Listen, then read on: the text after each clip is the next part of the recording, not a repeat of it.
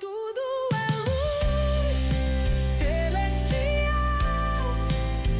para tudo iluminar. Deus, tudo é luz celestial para tudo iluminar. Não preciso de fé nem de explicação para ser quem eu sou, quem eu sou. Novamente a luz brilhou, revelando essa canção para abrir seu coração.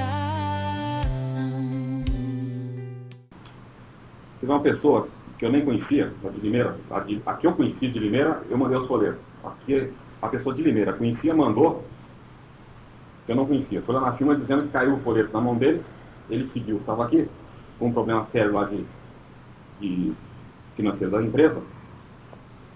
Tudo vencia no dia seguinte do carnaval, que era dia 21, né? Tudo tinha que pagar dia 21, só que o dinheiro só ia entrar dia 29. Então era um rolo, né? Passar aqui. Então o que acontecia? Não estava dormindo. Aí leu isso aqui e dormiu. E o dinheiro apareceu. Então, qual que é a base espiritual?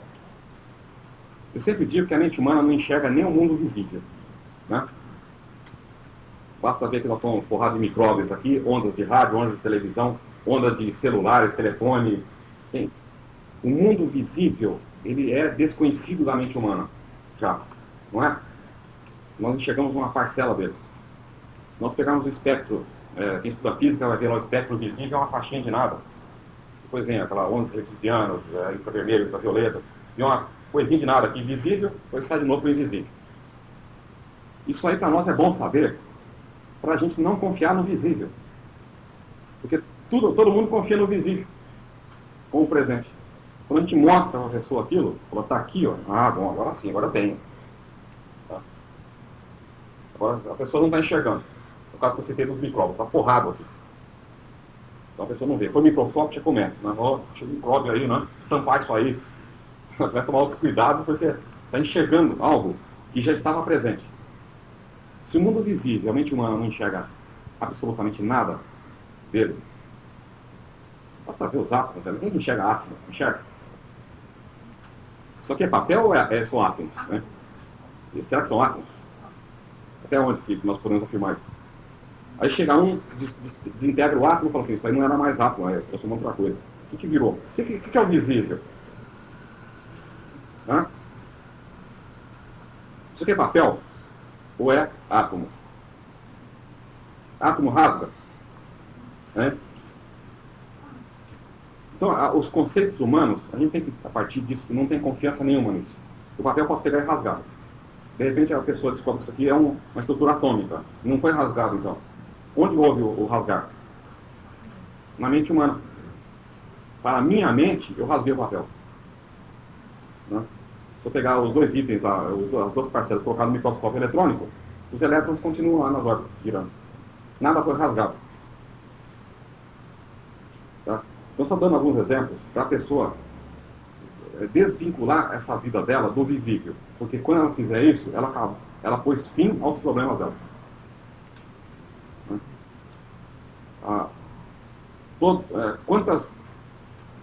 Se a gente for contar quantas vezes nós encontramos a palavra visão correta na Bíblia em termos de associar a cegueira da mente com a realidade, nós vamos encher folhas.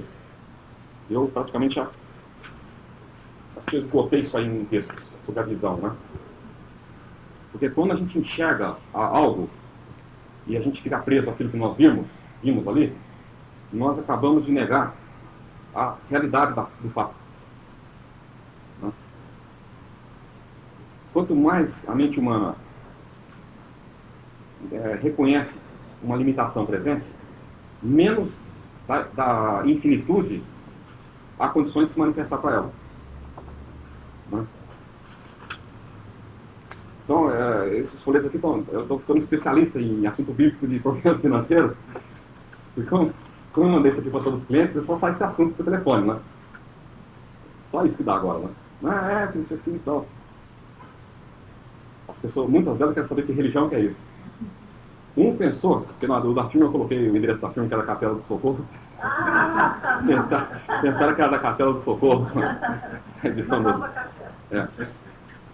Tem uma pessoa que falou assim, eu estou precisando frequentar essa Capela do Socorro. Eu sempre digo que metafísica não é religião, né? A metafísica, ela trabalha com leis reais que a pessoa comum desconhece. Não tem religião, né? Nenhum suposto fundador de religião é o fundador de religião, né? Ele descobriu uma lei funcionando. Imagina a hora que eu descobri essa lei funcionando, eu pego e monto uma religião. O que adianta pôr nome para isso? Se o importante é a lei em funcionamento, não é? Não puser a lei de gravidade, a lei do Newton, puser a lei da gravitação, então a coisa está aqui, o sol está lá cara. Quando o Newton descobriu com a massa usada na cabeça, né, a lei não começou ali. A lei está sempre aí. Então, aqui cai. Né? Agora, essa queda, como é que ela é? Eu solto, ela cai. Como é que é essa queda? Ela é como a mente humana mostra?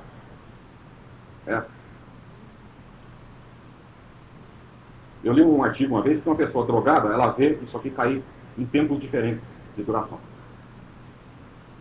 Então, um cai depressa demais, o outro já viu cair no chão, o outro ainda está assim.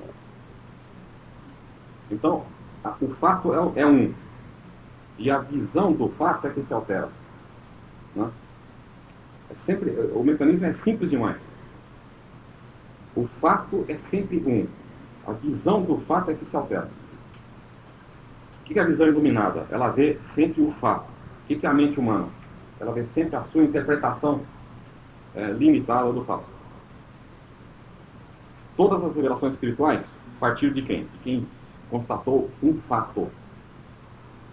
Quando esse fato é passado para a mente humana, surgem os ensinamentos relativos. Por quê? Porque o fato observado pela consciência iluminada não bate com o fato constatado pelo intelecto. É isso que eu estou falando. Eu solto um papel. A mente comum enxerga essa cena. Tá? Como seria essa cena se a visão nossa fosse de raio-x? Seria assim mesmo? Tá? Se nós tivéssemos o olho como uma águia, por exemplo, ou um mosquito, que é outra configuração, como seria essa cena? É assim? Não seria. Daí surgiu a teoria do Einstein, né? Da relatividade. Tudo é relativo. A nossa visão. Nós achamos que a linha é reta porque o olho é curvo. E se o nosso olho fosse reto? Como seria a reta? Quando estuda física, a pessoa vê a formação. Isso aqui vem e joga uma radiação, bate na retina, há um jogo de lentes nos olhos que forma uma imagem no cérebro. Quando a pessoa coloca os óculos, aquela imagem alterou, não alterou?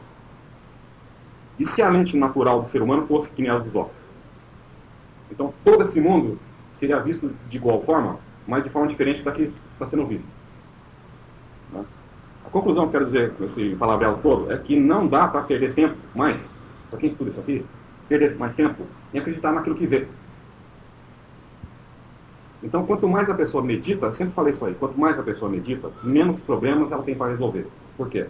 Porque enquanto ela está meditando, ela está deixando de acreditar nos fatos ilusórios que a mente mortal iria mostrar. Né? A pessoa, por exemplo, está meditando, ela está com um problema, ela medita 5 minutos, assim, eu sou filho de Deus, o problema está resolvido. Logo depois, ela abre o olho para ver se resolveu o problema. Né? Só que quando ela abriu o olho, apareceu mais um problema. Que não apareceria se ela tivesse o olho fechado. Né? Então, o que eu quero dizer com isso é o seguinte. No início, é bom a pessoa se dedicar bastante à meditação, mas meditações curtas. Procurando, no intervalo entre as meditações, não contrariar o que percebeu na meditação. Tá? Então, vamos ao caso da questão financeira. A pessoa está com a questão financeira para resolver. Ela faz a meditação. Ela vai ficar o dia inteiro meditando? Não precisa. Por que não precisa, hein? Porque a lei de suprimento, ela já está funcionando para a pessoa. Só que a pessoa não viu o funcionamento Porque a aparência iludiu.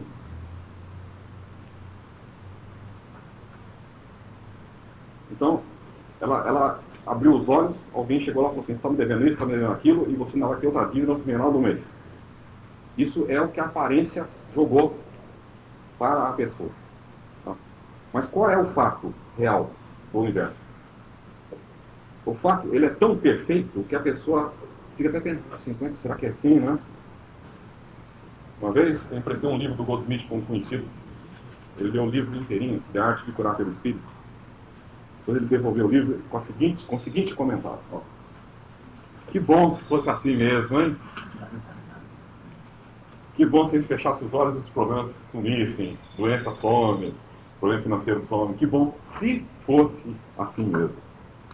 Conclusão. Ele comparou a revelação com essa falsidade finita que a mente humana está mostrando para ele. E se a gente perguntasse para ele se tem micróbio na casa dele, o que ele ia responder? Ele teria visto algum? Então, quem já tem experiência na metafísica, isso aqui é um negócio até curioso, né? Quem tem muita experiência com as palavras da metafísica, tem um processo que acontece que chama-se cansaço mental de palavras. Aquela palavra é lida e a pessoa acha que já sabe e passa para a coisa seguinte. Então, muitas pessoas, quando elas nunca ouviram falar em metafísica, elas têm um resultado muito rápido no começo. Porque as palavras são novas. E ela associa aquilo, ela logo vê o problema resolvido. Esse tipo de coisa, se eu fosse registrar todos os que aconteceram que eu já constatei, dá para fazer uma listinha. Então, isso que eu estou explicando aqui. A pessoa, ela está acreditando o quê? Se nós dissermos que ninguém tem problema aqui, porque não tem, né? O testemunho de Deus sobre nós é que nós somos filhos dele. Né? Jesus disse, o meu testemunho não é dos homens, o testemunho é de Deus. Nós pegamos a primeira epístola universal, está dizendo lá. O testemunho de Deus sobre cada um de nós está no Filho. Né? E esse Filho é a vida eterna.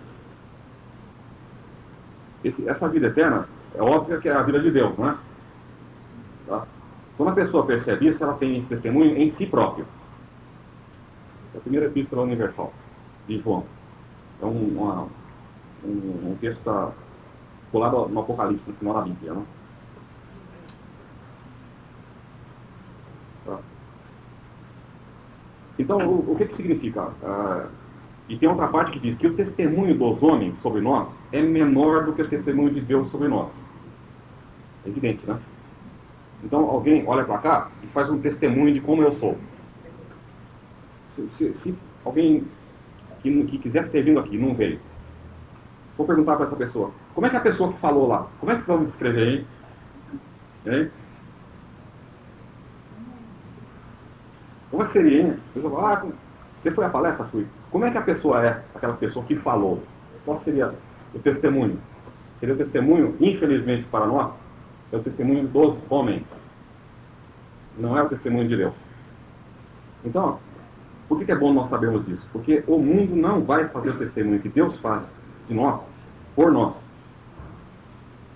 Tá? Nós é que temos que fazer por nós. Quando eu faço a palestra, é para explicar. Como eu tive o testemunho de Deus, eu sei em mim próprio, e o testemunho de Deus é que eu sou filho dele, e não de homens. Tá? Então eu descobri isso para mim.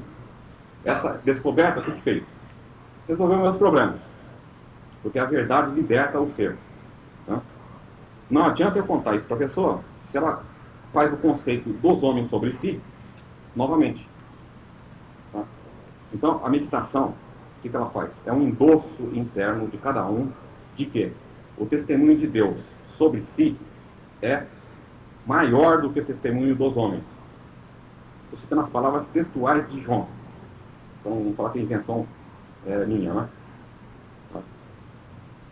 Então, o testemunho de Deus sobre nós qual é? Nós somos filhos dele. E João diz que essa percepção nos faz estar em comunhão com o Pai e com Jesus Cristo. Algum ser humano pode entrar em comunhão com Cristo? Na opinião geral, pode, não pode? Na opinião geral, pode. A pessoa chega numa igreja, a pessoa pega uma hóstia, põe na boca, fala assim, eu estou em comunhão com Jesus Cristo.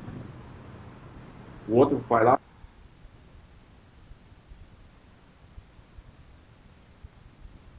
não estou dizendo que não tem fato nenhum para a gente se basear. Isso que a gente fala, tudo aqui, está caindo aqui de um jeito, o outro toma uma cachaça e já tem. Ah, olha o poste virando. É o mundo de Deus, isso não é. É a mente de Deus que está vendo essa variação toda? Também não é. Tá?